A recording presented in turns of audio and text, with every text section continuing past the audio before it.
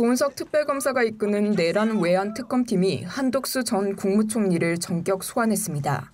오늘 어떤 부분 소명하실 건가요? 오늘 참고인 신분으로 오셨습니까? 피해자 신분으로 오셨습니까?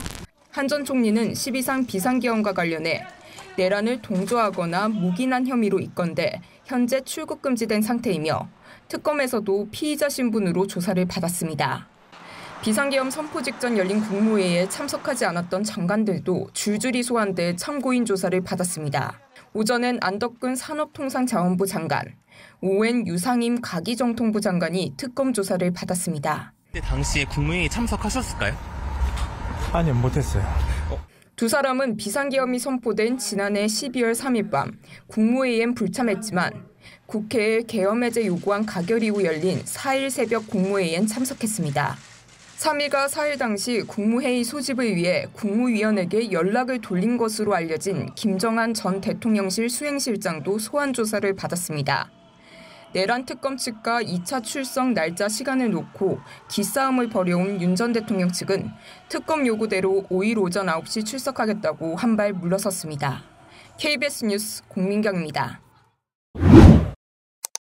한덕수 전 국무총리는 지금까지 12.3 비상계엄에 대해 계엄 당일 저녁 대통령실에 도착했어야 계엄이 있을 거란 사실을 인지했다고 밝혀왔습니다. 또 비상계엄 선포 전 국무회의는 자신이 소집했고 소집한 이유를 이렇게 설명하기도 했습니다. 국무회의를 명분으로 국무위원들이 모여서 좀 더 많은 국무위원이 반대하고 계엄을 막고자 하는. 하지만 비상계엄 이후 새로 작성한 선포문에 한 전 총리가 서명했다가 나중에 문제가 생길 것을 염려해 문건을 폐기한 것으로 전해지면서 상황은 달라졌습니다. 비상계엄 발령에 동조하거나 묵인, 방조했다는 혐의를 받게 된 겁니다. 이처럼 내란 특검팀이 한 전 총리는 물론이고 계엄 전 국무회의에 불참한 안덕근, 유상임 장관까지 소환한 건 계엄 직전 열린 국무회의 소집 상황을 재구성하고 절차 문제를 따져보기 위해서인 것으로 파악됐습니다. 특검은 이와 함께 비상계엄 선포를 정당화하기 위해 지난해 10월 평양의 무인기를 침투시켜 북한의 군사 대응을 유발하려 했다는 의혹 규명에도 수사력을 모으고 있습니다. 특검은 이 의혹과 관련해 김용대 드론작전사령관이 V, 즉 윤 전 대통령 지시라고 했다는 군 현역 장교의 녹취록을 확보한 것으로 전해졌습니다. 이 녹취록 등을 근거로 특검은 5일 출석 예정인 윤 전 대통령에게 처음으로 외환 혐의를 적용해 고의 무력 충돌 유발이 있었는지 등을 캐물을 방침인 거로 알려졌습니다. KBS 뉴스 김영훈입니다. 내란 특검 수사팀이 있는 서울 고검청사로 윤석열 정부 시절 고위 관계자들이 잇따라 모습을 나타냅니다. 비상계엄 국무회의 전에 연락 못 받으신 거 맞나요? 영장 집행 저지 지시 수차례 윤석열 전 대통령한테 받은 거 맞으신가요? 소환된 사람은 이주호 교육부 장관과 박종준 전 경호처장입니다. 특검은 이 장관을 포함해 당시 소집 통보를 못 받은 몇몇 국무위원들이 계엄 선포를 심의할 권한을 박탈당한 건 아닌지 들여다보고 있습니다. 이 때문에 이 장관에겐 12.3 비상계엄 당시 국무회의 상황을 묻는 특검의 질의가 집중된 것으로 전해졌습니다. 특검은 앞으로도 참석 불참과 무관하게 당시 국무위원 전원을 불러 사실관계를 확인할 방침입니다. 박 전 처장에게는 공수처 체포영장 집행 방해와 비화폰 기록 삭제 경위 등을 추궁했습니다.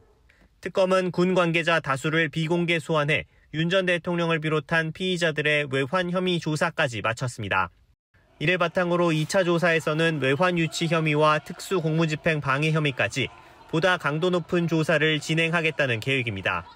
윤 전 대통령 측의 반발에도 체포 방해 혐의 조사는 사건을 처음부터 수사해온 박창환 총경이 맡기로 했습니다.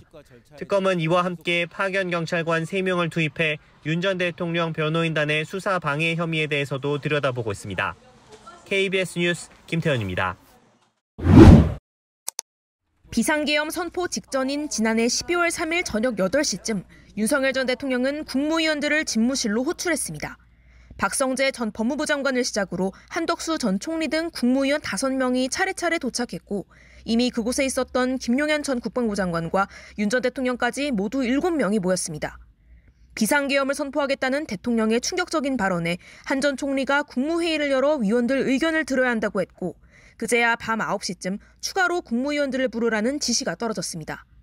결국 2차 호출로 최상목 전 경제부총리 등 4명이 왔고 국무회의를 열 수 있는 11명의 정족수가 채워지자 윤 전 대통령은 밤 10시 17분 비상계엄을 선포하겠다고 말하고 집무실을 떠났습니다.